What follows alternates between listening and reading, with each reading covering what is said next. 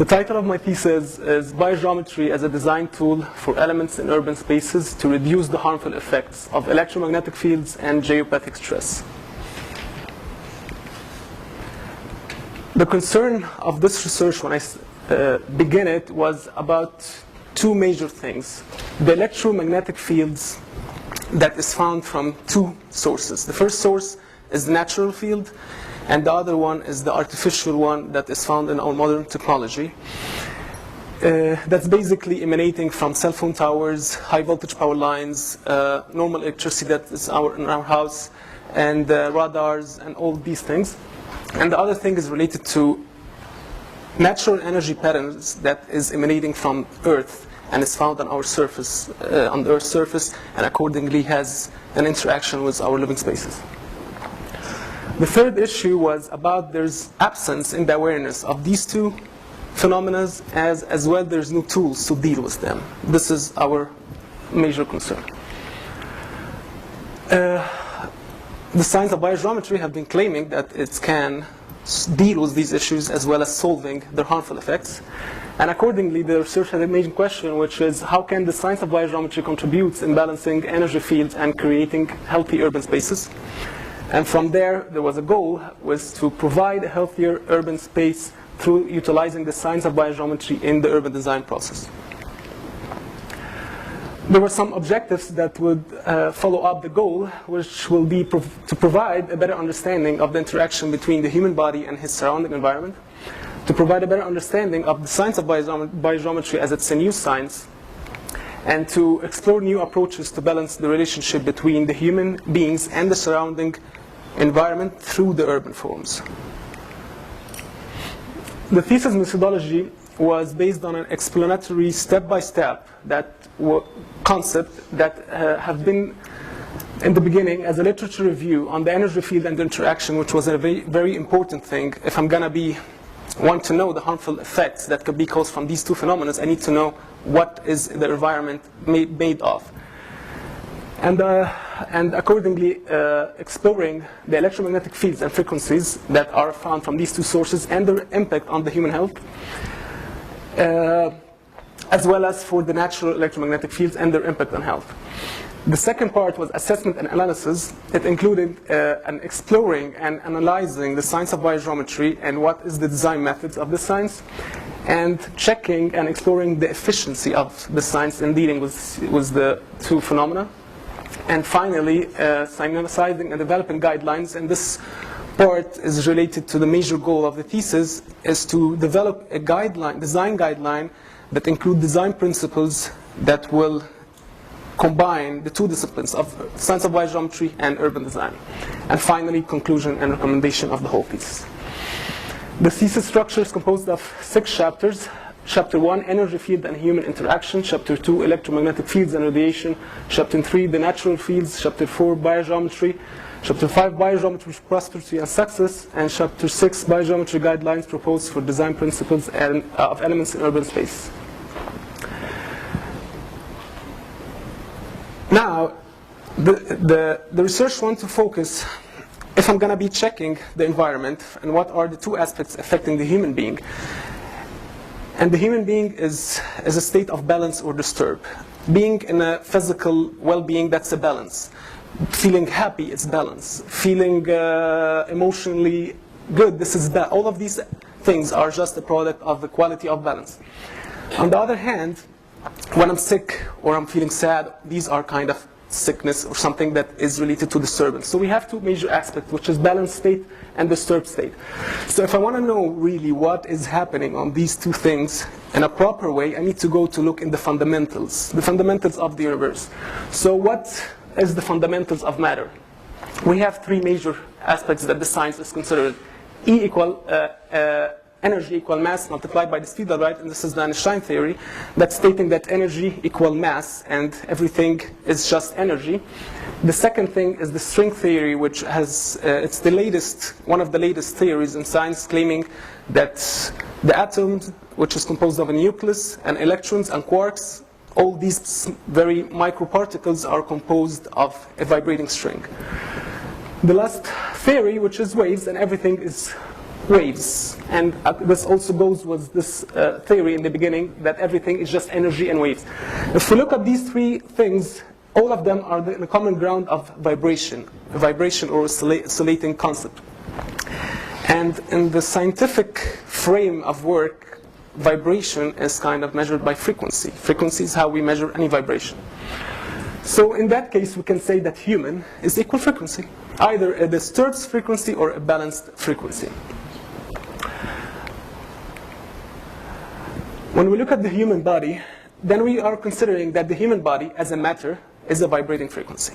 We're having the surrounding environment, each on all its different aspects, physical, mental, emotional, is a different vibrating frequency. So we have an energy one, which is the external environment, the interior one that gets into interacting with energy 2, which is the human body, and then we have an energy 3, which is the external that is the product of these two interactions together. So it's energy 1, energy 2, energy 3. So we have always an input, an emotional gets interacting with the human body and comes into another sort of emotional energy.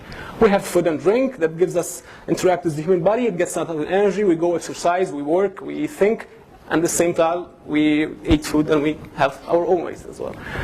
In the air we interact with the human body and then it comes in a carbon dioxide and so on. It's all on the same mental, physical, and all different levels. Now here related to the electromagnetic fields of the first phenomena, which is of the modern technology, which is found in cell phone towers, broadcast towers, radars, Wi-Fi routers, cell phones, high voltage power lines, and all other similar power systems. Now we've said that the frequency is going to be the major aspect that we're going to be talking about in order to be seeing the whole picture of the human body and the environment, frequency. So 1 hertz equal 1 wave per lens. If we look into one of the sources that emanates these things in our world, which is the cell phone tower, the cell phone tower emanates 1,800 megahertz, which is 1,800,000,000 hertz, which wave per second. Okay, that's the average of one of the things that is found beside our home or our work. Okay, so that's almost 2 billion waves per second. There's this scientist who's called Tantino. He was the first to create a device that can measure the human body frequency, an overall frequency for the human body. And the average frequency of the human body was between 62 and 68 hertz. Can you check the difference between these two? It's almost like billions. This just gives us a second to think, could be this kind of frequency have any harmful effect on this frequency? It's just a guess. But I'm going to give you an example how an interference do happen between several things we know. We are asked in the plane to close our cell phones because this radiation of the cell phone can interfere with the navigation system of the airplane. That's just a simple thing. We drive our cars and we have our radio on and we are walking or driving under a high voltage power line and the thing goes on, changed to a different station. That's interference between two of the sources. Well, they are both on this amount of high and we are just imagining what this can do to this. Just think about it. So from the studies that I have been going through my research related to worldwide studies and national studies, it have all included, and majority of them, that on the long-term exposure, electromagnetic fields of modern technology can cause leukemia, blood cancer, breast cancer, brain tumor, DNA damage, immunological disorder, miscarriage, reproductive and neurological disease, cardiovascular disease, and sudden infant syndrome.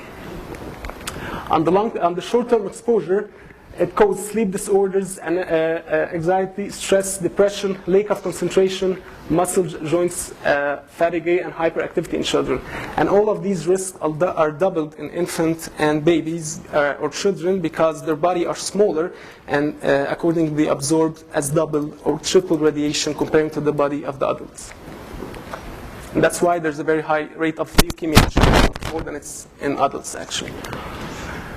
From the experiments that were done on animals, they were found that there was a breaking in the DNA of rats' brain cell after exposure to only 60 hertz for 24 hours. 60 hertz, that's nothing. That's like nothing. For 24 hours, although we are exposed to the 2 billion wave per second 24/7. They found that there is calcium release in the brain cells of newly hatched chicks when exposed to only 16 hertz. they found that there's a lot of animals that release stress hormones when exposed to very low electromagnetic radiation compared to whatever we are exposed to is nothing. And that means that they consider that these radiation is toxic to their body. And in the conclusion, at the end, also there is many scientists, including Dr. Neil Sherry, Horseva, Summer-Smith, Margarides, and Ballarumi, Bioactive Growth, one of the very, and Dr. Ibrahim Karim, and a lot more have been strongly believing that electromagnetic fields and radiation of modern technology could be one of the very harmful types of pollution the Earth have witnessed, and its effect, all psychological, physiological function of living organisms with different implication on the environment.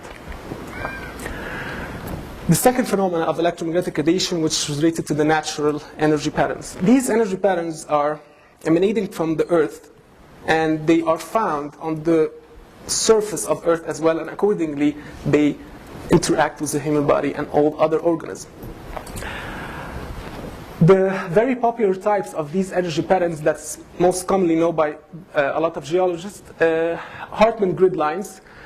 This is Hartmann grid lines. The spacing, they are grid lines that are found into radioactive walls, and the spacing between them are either between 2 and 2 meters between each line. The lines are positively charged and negatively charged. If one positive, the other one is negative charged. The second grid line is the Kerry grid line. The spacing is between 3 and 3.5 meters, and their orientation is 45 degrees on the north-south direction, and actually Hartmann is north-south and east-west direction. The Banker cube system is a larger scale of the Hartmann grid line, and it's also radioactive walls, but it's also have a three-dimensional cube, and the cubes are 10 meter spacing, and they are also electrically and negatively charged. The underground waters, this is not an energy pattern. This is underground water streams that are found normally under the ground. But due to the friction of the water with the ground, as well as the concentration of metals in the water, also the width of the water, all these things, from the friction under the ground, it creates an electromagnetic field above it, and accordingly it goes above the surface, and so on. It can interact with our body as well. The third thing is the ley lines. Ley lines is referred or related to the energy power spots, which you mostly know. They are majorly created through linkage between two power spots. Due to physical pathways or due to building structures, this ley line is created to hold the quality, energy quality that are found in these energy spots. Geopathic stress. The geopathic stress is the expression that was called on the negative spots that is the product of these energy grid lines and is considered very harmful to the human body and can cause different illnesses. The indication that to know geopathic stress or like a spot that's considered harm is when we find an overlap of different energy patterns on one spot. So for example, this is the Banker grid line. The more concentration are usually found in the node where the two grid lines are passing into one point. So here, there's a high radiation. It's even more higher because there's an underground passing also at this spot, so this is more concentrated. For example, here we have the Banker grid line. So this is another node, crossing with a Kerry grid line, another additional node, and a Hartmann grid. So this is like almost like 6 grid lines concentrated on one point. That this makes it a very, very high radiation at that point. The sensitivity of human, animals, and plants to this kind of energy. The humans and plants are all made of living cells, and accordingly, if one of them is affected in a specific way, the other should be having the same response. So the human body is very sensitive to the natural energy, but somehow, because of the loss of knowledge and the awareness of this type of energy, it has been referred to other issues, and there is no knowing about it. People get sick from it or even have cancer, but they don't really know that it's caused by it, but they get affected with it. The animals are also very naturally aware of this energy, and because they are more natural than us, they feel it, and if some of them do thrive in it, they can get attracted to these spots, and some actually can get affected harmfully like the human body, and they can just leave it. And this have been, in a very old tradition, have been used by the sheep. They put the sheep in different spaces so they can know where's the harmful spot. If the sheep went to sleep in a specific area, they know that this is a positive area, so they build their houses there. It has been found that dogs, horses, and sheep and chicken are like the human body, get to feel harmful from the negative area, and accordingly they leave it naturally, they get away from it. And it was found that the cats, bees, and ants thrive in it, and they actually get attracted. They have a healthy life in this kind of energy. This is a schedule that shows the types of plants that actually seek this energy and the ones that doesn't thrive in it. The same for trees and animals. And bacteria and viruses actually are more able to reproduce and get more into this kind of energy. Trees and plants. So the trees also are naturally able to sense this very strongly, but the trees cannot run away like animals. So they just can't. So they have different kind of behavior to get away from this energy. They either twist, like this example here, twist very strongly, kind of not feeling comfortable in the area that's found. And the other sign that's known is having a very lake of grass under a geopathic. No, you barely find grass on a geopathic stress area. If you can see here, this tree is twisting. There's no grass under it, while other trees are very not twisting and a lot of grass is there. So that's a clear sign, two signs, twisting and this. This is the famous trees in Poland. It's called the pine trees. It's a touristic area where a lot of people are saying, oh, this is very phenomenal.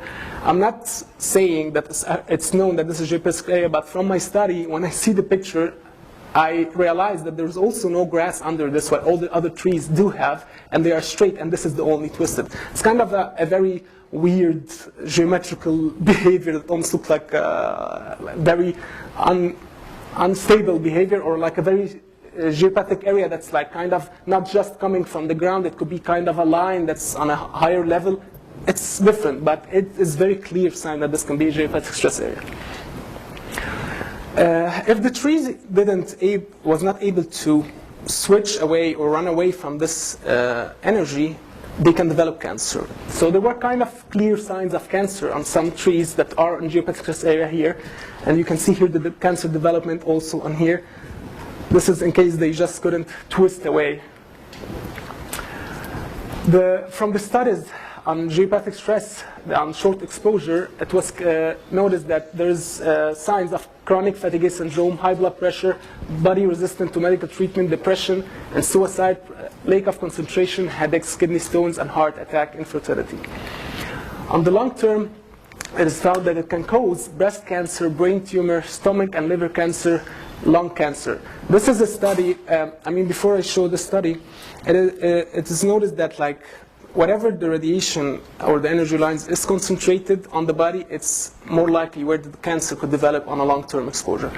So here's this study, a German study, showing the people who have been, their sleeping location was on a grid, harmful energy. This is a 50-year-old woman who died from cancer of the liver. And you can see like the concentration of the two grid lines are magically at the stomach, where close to the liver. This is a 64-year-old man who died from cancer of the stomach and liver. And also he like sleeping under like 4 energy grids, and the concentration of the high radiation is actually in the stomach. This is a 19-year-old woman who died from lung cancer, and also you can notice that the concentration is on the chest area where the lungs are, and this is like 50 years ago. So cancer was not going to be caused from the modern technology. This is purely natural cause. This is an example showing if the sleeping location are sleeping like this is a carry grid line and a node on it. Hartmann also concentrated with another node on the same spot. 2 underground waters. This is like an extremely harmful spot where like really most likely in a few years a person who's sleeping here can get cancer. This is showing on a residential building banker grid line, and here's a node, and here's an underground water detected, another one here. So we can see that this point is considered very harmful as well.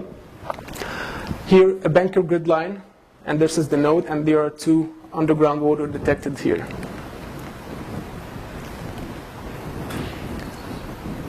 Detecting the natural earth energies, there is no scientific tool, as we all know, that can detect this kind of energy. because the vibration is in a very micro vibration intensity that no scientific tool can actually detect it. So there is the science of radiesthesia, which most likely all of you know it, have been used. First of all, this is an old science, have been used in ancient civilization, China, Europe, and Africa. And there is some evidence that it had been practiced 15,000 BC.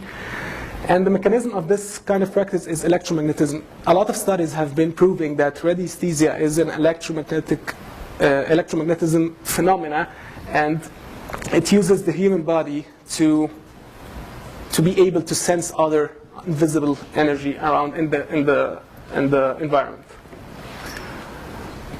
It has been called as dowsing, divining, water witching, and this was the same practice where ancient people were detecting underground water. I mean, all of you also know this old way of detecting water, and it's basically this sensitive area that the person who's detecting is holding. This is a very sensitive area, and through his body and through his mental thing that he's looking for water, and this stick, any piece of wood, has an amount of water. So whenever he's moving and any water is detected under, due to resonance, this vibrates, electromagnetism. So he simply knows that there is water underground. Albert Einstein once said that I know very well that many scientists consider dowsing as they do astrology as a type of ancient superstition. According to my conviction, this is, however, unjustified. The dowsing rod is a simple instrument which shows a reaction of the human nervous system to certain factors which are unknown to us at this time. This is like a long time ago, and he was so advanced, this guy. The measuring tool of radiesthesia, the most popular ones, are pendulums, air-rods, V-rods, and bombers. And the pendulums and the air-rods are the most common used to detect the natural earth energy. Okay, biogeometry. I feel like silly talking about biogeometry, but Dr. Ibrahim insisted to continue talking about it as I did in my presentation. So the science of biogeometry is concerned of identification, measuring, controlling, and attuning the energy fields. But the major thing that is behind this science is that it makes this change in the energy fields through the design of shapes, through an attribute of designing of shapes. So we all know that different attributes that we can attune or change in waves. Okay, shapes is one of them, which is biogeometry do. Sound waves as well. There are people who can control the waves through the sounds. Light waves, all of these different attributes can change in the energy quality, but biogeometry is mastering this one from the shapes. Biogeometry also is doing this thing from the same phenomena that radiesthesia work, from the same phenomena of the natural energy work, and from the same phenomena of the modern technology work, which is electromagnetism. And that's why it's working. That's why biogeometry is working of affecting or changing this quality of the harmful effect that we are having, because it's simply creating an electromagnetism effect. Okay, the BG3. There are two scientists who are Chomeri and de Bizal, who found that the sphere in a circle shape manifests 12 energy qualities with stem with the some movements. And these energy qualities were named after colors due to the resonance or the very harmonic relation between these colors, which are known in our physical world, and this micro vibration. And this micro vibrations or these energy qualities are in a very higher level that we physically can't manifest through our five senses. And it's exactly the same like here, this is the electromagnetic spectrum. We have the X-ray and the gamma ray, the ultraviolet. These are things that affect our life, but we actually simply don't see them because we have a limited five senses. We can't listen above 200 decibel or less than 20 decibel, the same like our vision, the same our smell. So they are on a higher spectrum that we can't manifest with our five senses. So from this 12 energy qualities, Dr. Ibrahim found that there are 3 energy qualities within this 12 quality that create a very powerful energy quality. He called it the BG3, which is composed of higher harmonic of gold, higher harmonic of ultraviolet, and the third one is negative green. The gold is found between the yellow and the orange, and the ultraviolet is here, and the negative green is in the bottom of the circle.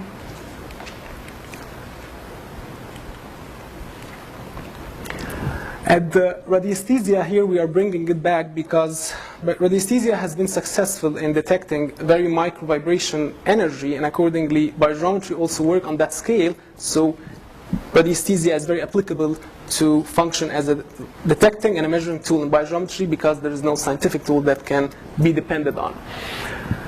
The tools that are very most commonly used in the science of biogeometry, this is, there's a more developed one than this, but originally the virtual cone pendulum was designed by the two French scientists, and it manifested the 12 energy qualities that we have seen here through the angles that are found in a circle and in another geometric relation that create the same angle within moving this disk above the cone. It creates the same equivalent angle that's on the circle.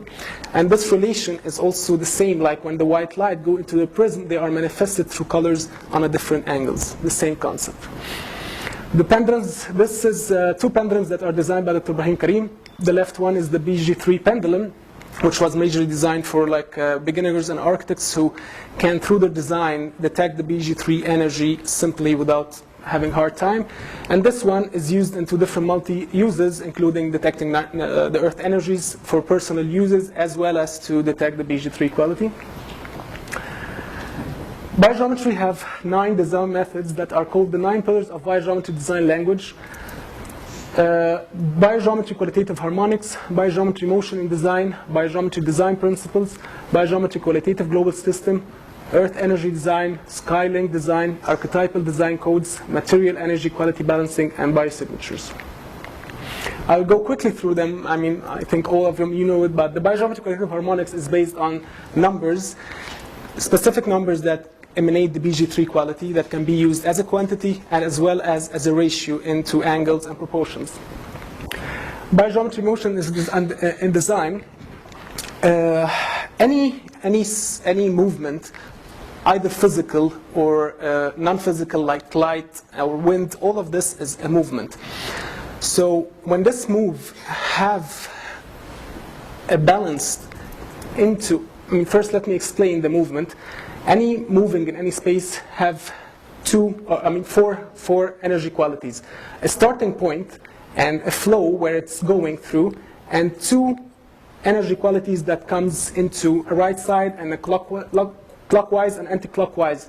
This is called the EQ3 and the EQ4. So meaning, if we have a space where any movement, let's say wind movement, and this is the opening where the source of movement is coming, it will move into this direction, almost linear to the opening. So accordingly, the EQ4 will be at that size, because these are the boundary on the space, and the EQ3 will be that size. So BG3 is created if these 2 are equal in balance.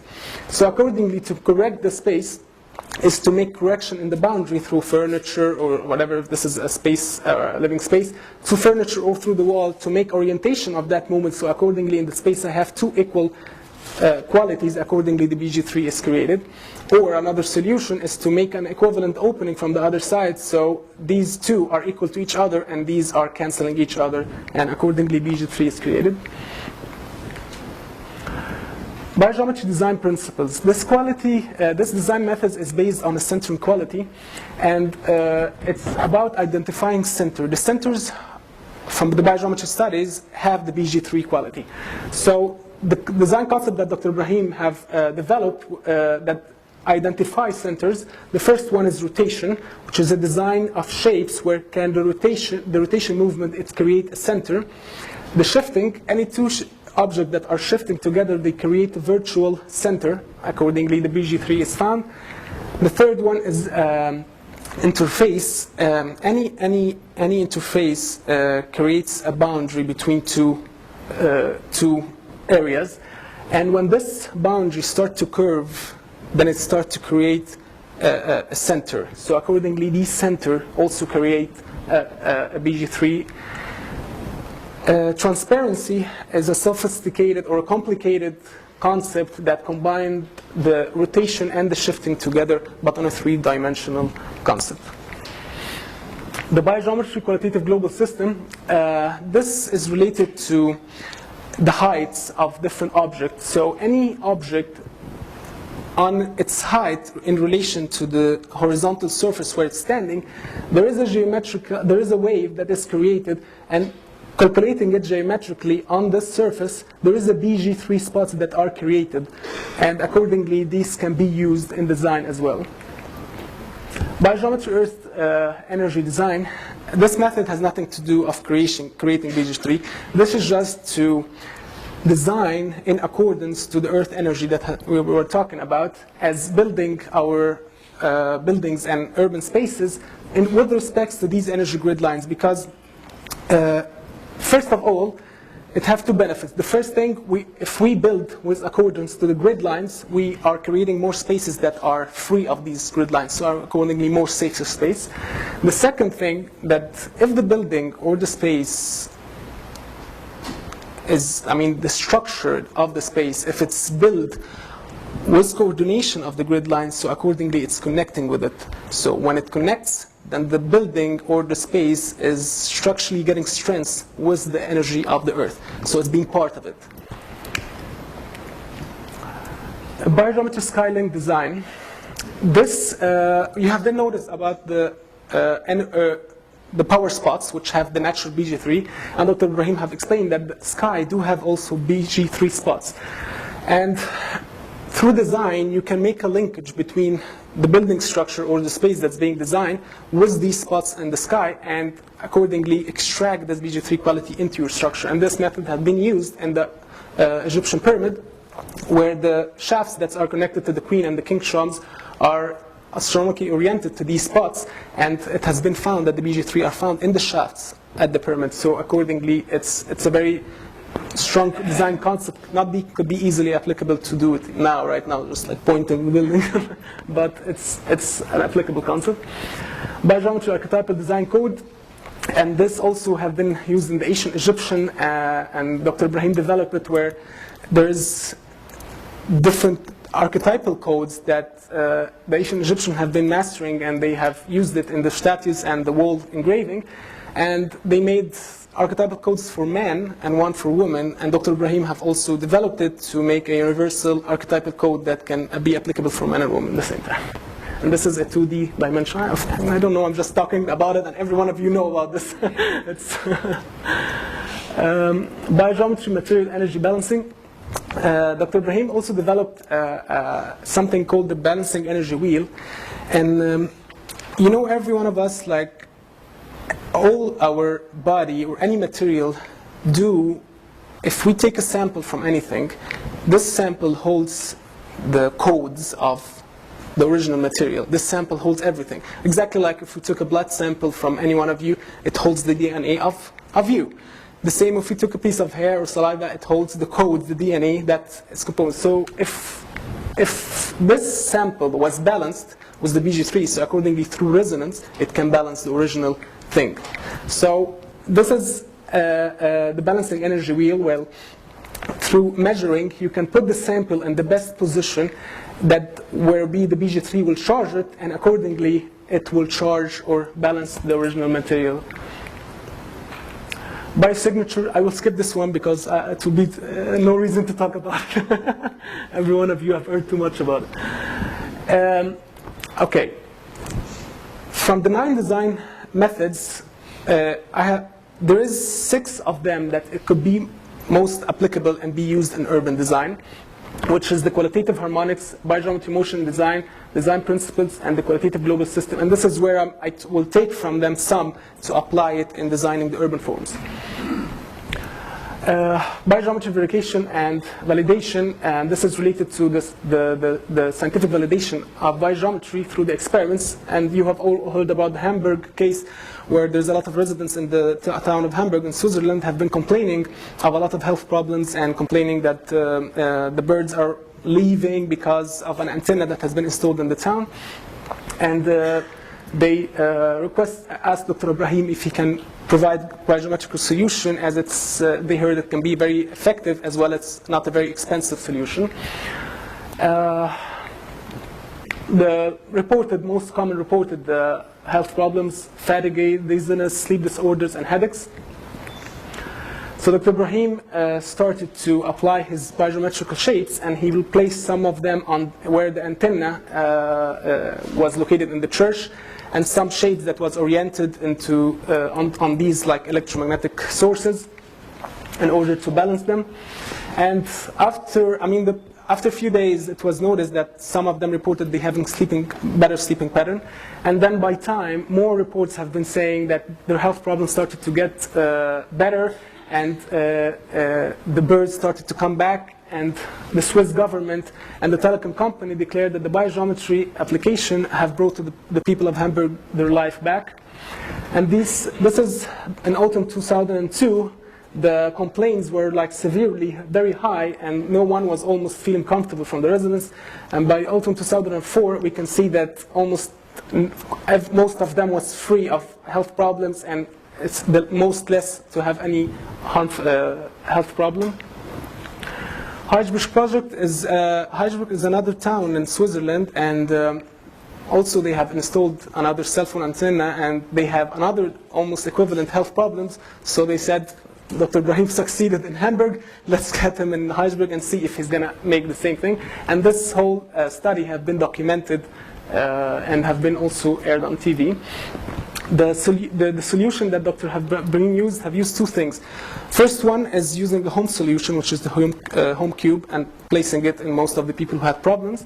And the other one was a central solution to cover or to balance the whole town at once by using very intensive shapes that on the town or the hill of Heidelberg, and buried them under the ground in order to create enough and sustained BG3 quality to the town. This is the cube that was used. A study that was done in Saudi Arabia in a center that treats or work with children who are suffering from attention deficient hyperactivity disorder, and it was done on 64 children who are suffering from this. The study included 3 groups. Each group have been tested by psychologists, neurophysiologists, and psychometrics and occupational therapists. They are the one who prepared all during the study. The designs, let me tell you, The 3 stages, one of them didn't use any biogeometrical application in the space, and 2 used biogeometry. These are the biogeometry thing. The cubes were used, shapes were used on the electricity, some designs were done on the windows and the doors. Here are some also application done on the electricity in the center. So this here, when the biogeometry was not applied, and they make tests for the children in the beginning, and then after all the activities that they do for them to improve them. So the improvements that happen to the children in the first group were, this is where you see, this is where they started and this is where they ended. So there were some kind of improvements because this is medical activities that they do. This and this is the 2 biogeometrical application, and the improvements, as you see, are much, much higher comparing to the normal or the random non-applying biogeometry, and this is as well is much higher comparing to this one. So that proved that biogeometry affect the children and can improve their health problems and less hyperactivity. The aircraft study. This is a study was done on a crew of an airplane, where they were measured by using a biopulsar. This measures the electric charge activity of the human organs. They were measured 2 times, one outside the airplane, where they're not interacting with the electromagnetic fields of the cabin, and the second time while they're in the plane, but using biogeometrical shapes. This shows here when they are measured outside, and they're having disturbance in their organs. As you see, this is the thymus gland, this is the stomach, and there's the heart and the lungs, and etc. And these, when they were measured and biogeometry was applied, and you can see that there is much balance in the electric charge comparing to here. Although this was inside the airplane, this is what's outside, not even interacting with the electromagnetic fields. These drops are just physical drops due to movements. The car study, this was study have been done on an X formula driver, and it has used different methods and medical methods, including measuring the alpha and beta and waves and the oxygen saturation, breathing frequency, and the pulse rate. So there were 2 trials, one where the driver is driving the car and no biogeometrical shapes are used in the car, and the second one while biogeometrical shapes are used. The results found, the one in blue is before, and the one in red is after biogeometry application. So there is -% in the eye movements. In the delta waves, there is +4%. In the alpha and beta, there is -4%. The oxygen saturation is +2.5. So here, the meaning at the end of all of this, the decrease in alpha and beta brain waves meaning being less excited. Increase in the delta indicates being more relaxed. And decrease in breathing frequency and eye movement, and increase in the oxygen saturation indication of being less stressed. And this study have showed that the biogeometry does affect the stressful behavior of the human body and can make him much less stressful. The other studies, I will quickly just remind you about it. Dr. Masaru Mutu on the water crystals, I guess everyone knows it. The hepatitis C and liver, where the biogeometry by signature pendants have showed 90% improvement in the enzymes of the people who are suffering from hepatitis and virus C, comparing to other alternative treatments. The sweet potato, where biogeometry made possible irrigation with salty water without removing the salt.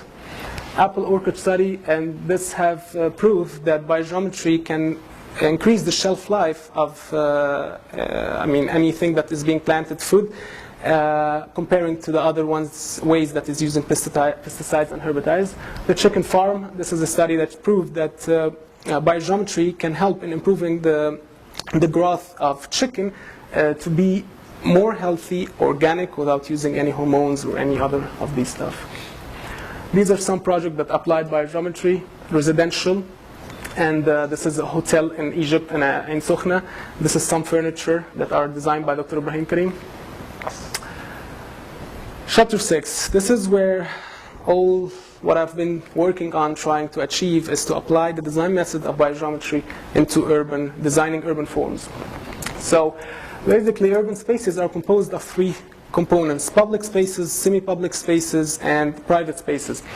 And it is very well known by designers or urban designers, including Kevin Lynch and other famous designers, that the public space is the most space that affects the whole city. It's the most space that is found in the city, and accordingly, from that approach, if I worked on the public space elements, and this in the future will be applied, then public spaces, if they are balanced by biogeometry, then we have more balance in the city compared to other spaces.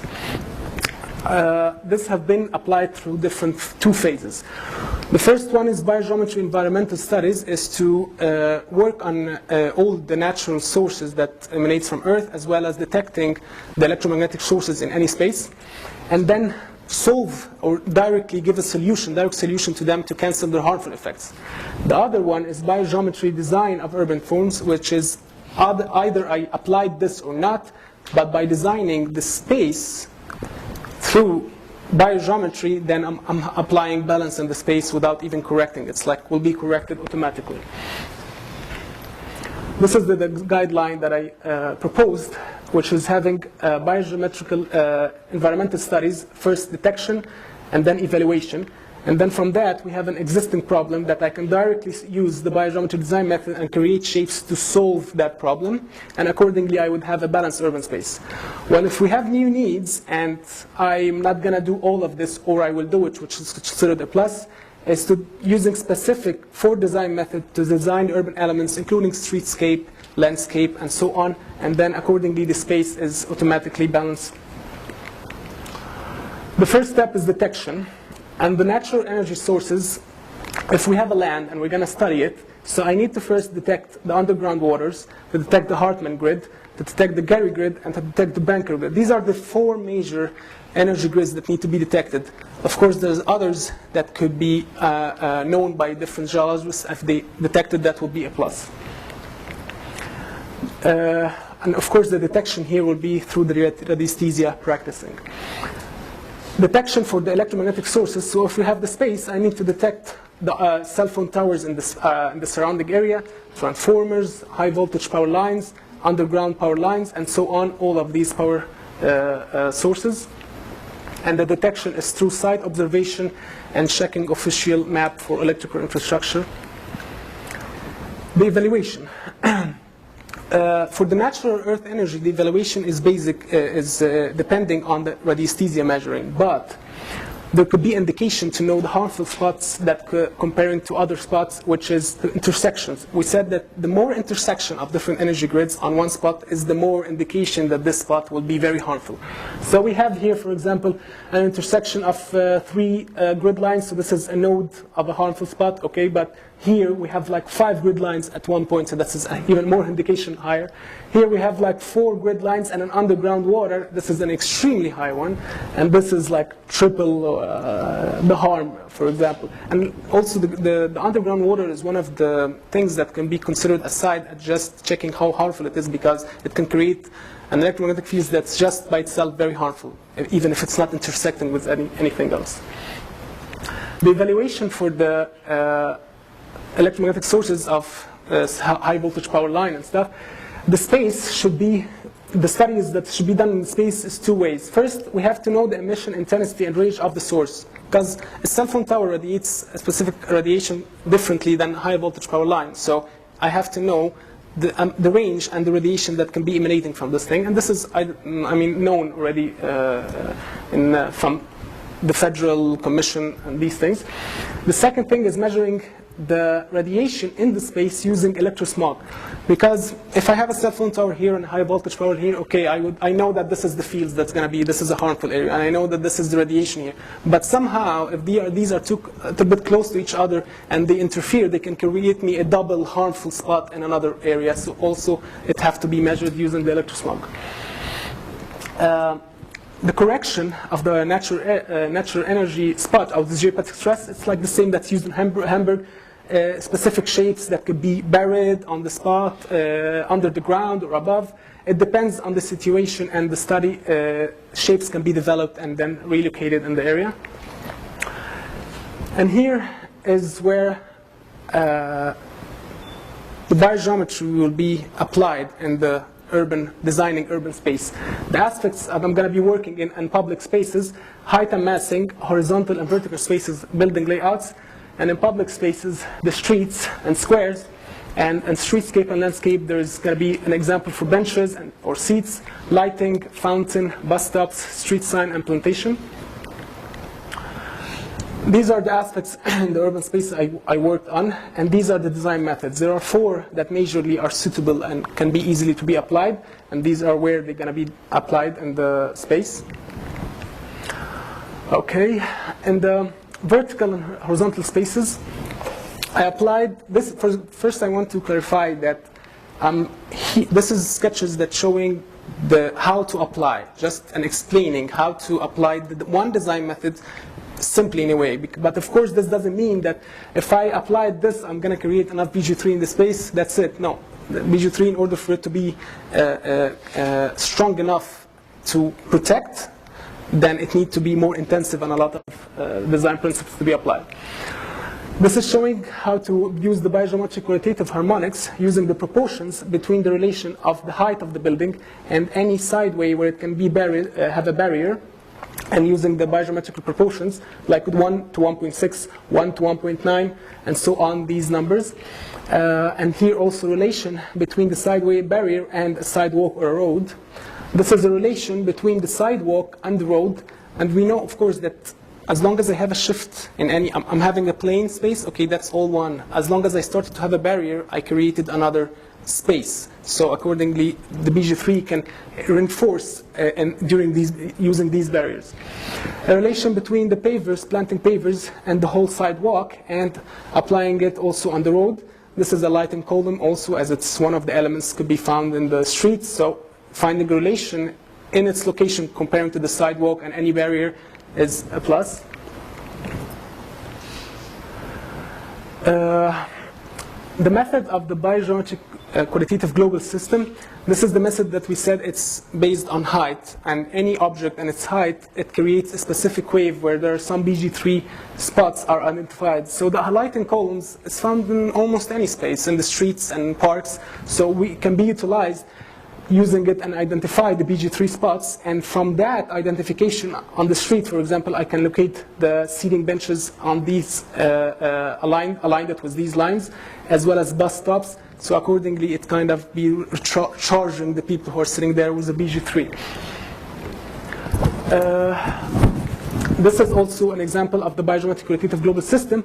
As in the parks, you usually find a central area where you find the fountain or decorative shape, and it could be usually having a very strong height. So in considering this thing, I can detect the BG3 spots and then locate or start to build up my design on it for seating, walking areas, or biking paths, and so on.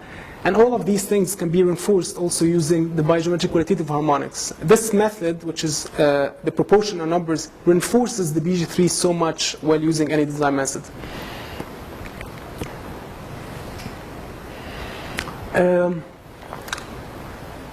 There are some forms when we have an identical object, identical objects. If they are numbered, if they are 4 identical objects, there are some forms related to this number, 4, which is this form, as you see. It almost looks like Mercedes 4 shape. This is a biogeometrical arrangement that create a BG3 for only number 4. So if this is identical object and they are number 5, no, they have to be 4, and they have to be this arrangement to create the BG3 equality. For number 7 identical object, there's this shape, and for number 12, there's this shape. So if we're having seats in a park or in a garden or whatever, we can place, if we have identical benches, for example, so we can arrange them in this, so we're creating BG3 in the context of the space.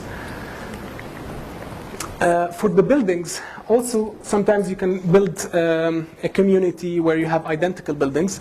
So if you have 4 buildings, you can locate them in this pattern. And of course, you have an easy design to open the space. I mean, it doesn't have to be all close together. They can be spaced. But if I'm going to have spacing here, it have to be the same here, and so on. Have to be so the BG3. And of course, measuring have to be applied to clarify if the BG3 is attained or not. This is another way the buildings can be switched up, and doesn't have to be like in a very rigid look. This is applying the 7 method for the biogeometric arrangement. If I'm going to have a bigger community and I need to duplicate this arrangement, I can duplicate it, as you see.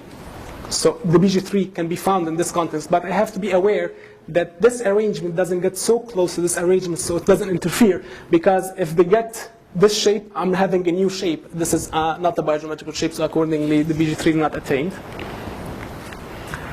Also, the identical building doesn't have to be one building. I can create 4 buildings, for example, and consider that 4 buildings as the unit object, and then arrange I make them identical and create the 4 arrangement.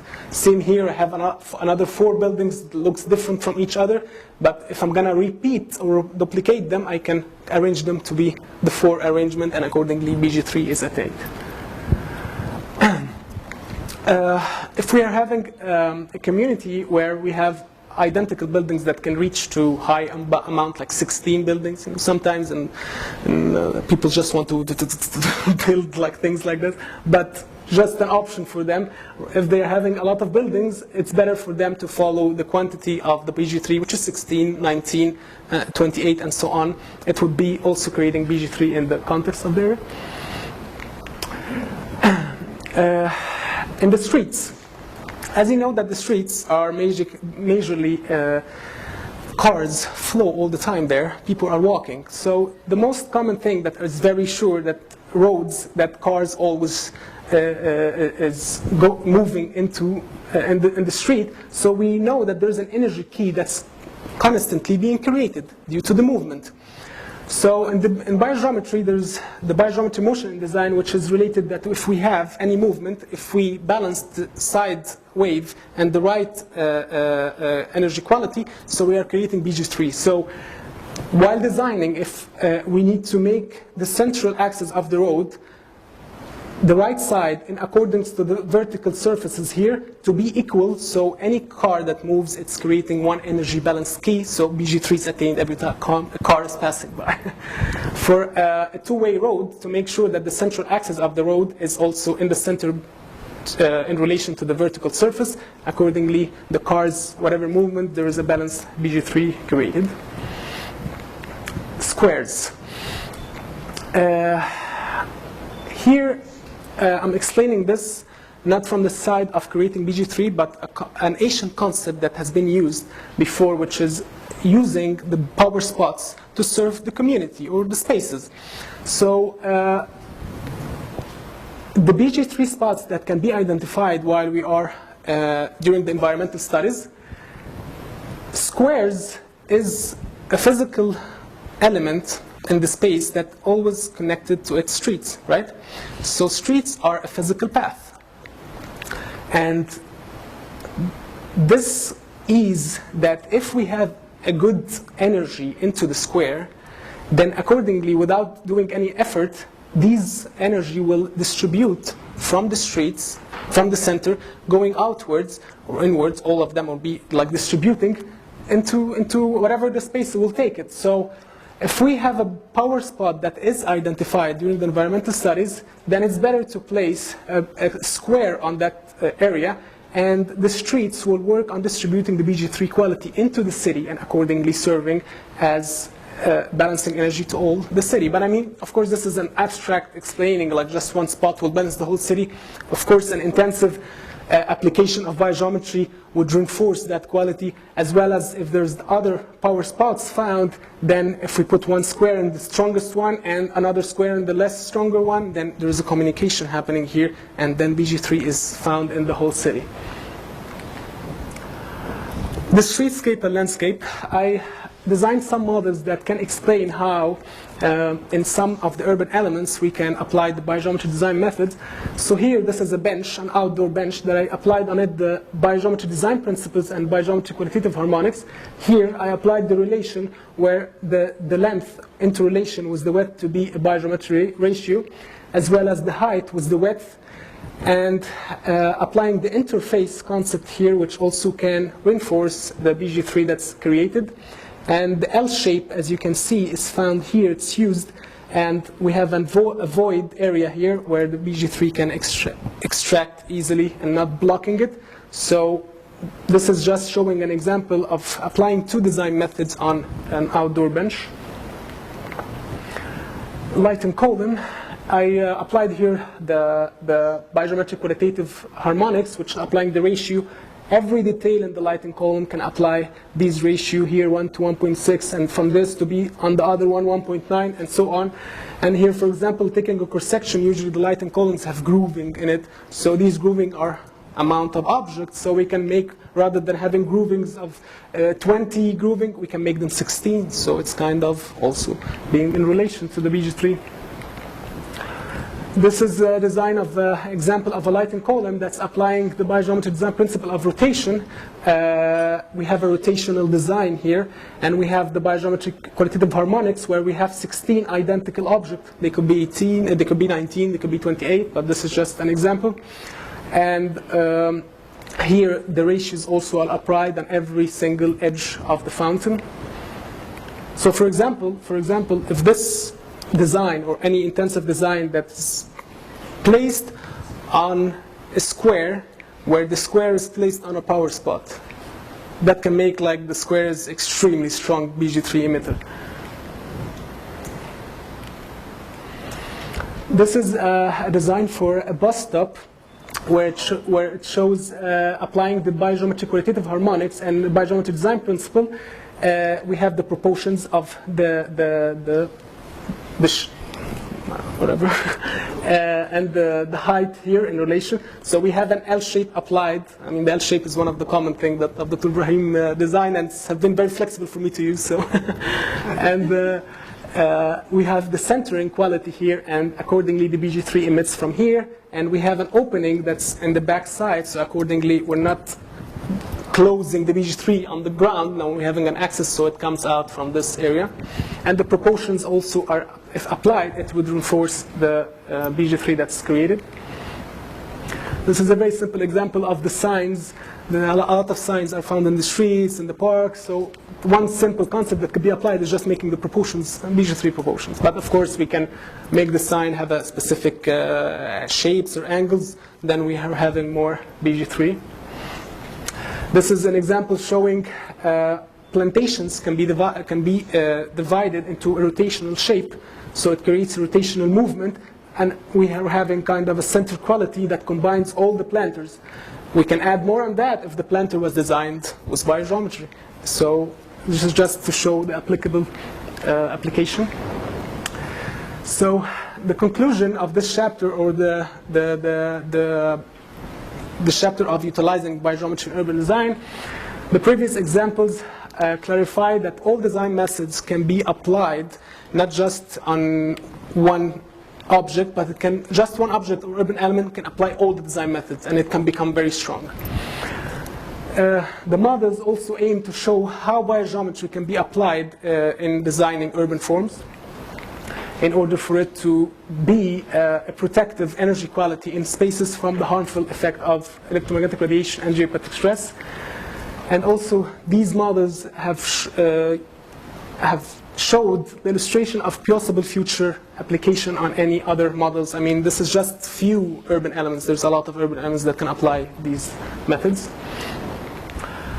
The conclusion of the overall study, we have knew that the human body is an open energy system that can be affected physically, emotionally, mentally, and vitally from the surrounding environment, as well he can affect the surrounding environment. We also knew that the electromagnetic radiation of modern technology are harmful to the human body, and it can cause on the long-term exposure to cancer, DNA damage, and immunological disorders. These are the worst illnesses from all of them. And we also knew that the geopathic stress energy field on the long-term exposure can cause a lot of health problems, including the worst of them, cancer and immunological disorder. We also knew that the science of biogeometry is considered a valid solution to deal with the harmful energy fields, and it can attune in their quality to affect the human body much better, and not just the human body, animals and plants as well. We also knew from the study that the biogeometry qualitative harmonics, biogeometry motion and design, biogeometry design principles, and the qualitative global system are the most easy and suitable design methods that can be applied.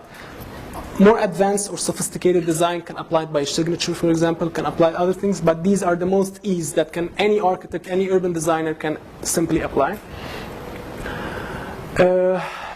Through the study, an introductory guideline was proposed in order to minimize and offset the negative impacts of electromagnetic fields and geopathic stress. And this study has provided different steps and phases that included design approach, space design, form design, site design, streetscape, and landscape design. The recommendation that the research recommend: first, awareness. There should be a public awareness to the health effects of electromagnetic fields and geopathic stress, and this awareness should be led by the governments. And all sectors are considered responsible to share in this awareness. Every one of us is responsible to share the awareness from these harmful fields. And the public should take precautionary steps to avoid living or working beside these harmful energy sources. The research established it should map all the geopathic stress area or the natural energy patterns in order to go into a database as a reference for urban design. I mean, if we collected a good data for the natural earth energy, then it can be an easy references, and the urban designers and architects would not have hard time or be lazy to consider it in their design. Urban designers and urban planners should consider geopathic stress and electromagnetic fields. The old safety limits that claim that non-ionizing electromagnetic radiation of modern technology is harmful should be reconsidered and considered totally away from the studies that just consider seeing harmful effect on the physical. No, there have to be considering all studies that has to do with neurological, biological, immunological, psychological, and other health aspects, and not just relying on physical thermal aspects. And it's the government's responsibility to protect the people and to depend on studies that rely on these health aspects and to find the best solution to protect the people from it. Recommended future studies. To make studies, quantitative assessment on the positive impact. I mean, this is a study that just shows how to apply, but practical studies need to be done, and to make testing on the humans, on the plants, on animals, and to really see if there's a health effect that's happening. Studies on developing more advanced tools to detect and measuring the Earth energy patterns. We all use the radiesthesia to detect these energies, but the scientific thing, we need to kind of try to give them a clue and try to develop things that can detect these energy. Studies and developing consequent methodologies for introducing more advanced studies that can apply different principles and different design methods. The GIS, as some of you may know, this is a software or a program that works with environmental aspects, and some models can be developed to overlay and analyze the natural energy patterns. Studies on developing new codes for electromagnetic safety in urban spaces, and studies to maximize the use of public urban gardens, which a lot of neighbors in the US, I mean, not in Egypt, we don't have public gardens in neighborhoods, but in the US you have a lot of public gardens. So these things, it's always found in neighbors. So it can be used as how to make it as an energy creator and energy distributor. So if it was done well, then we are having a lot of spaces that is being balanced. And that's it. References.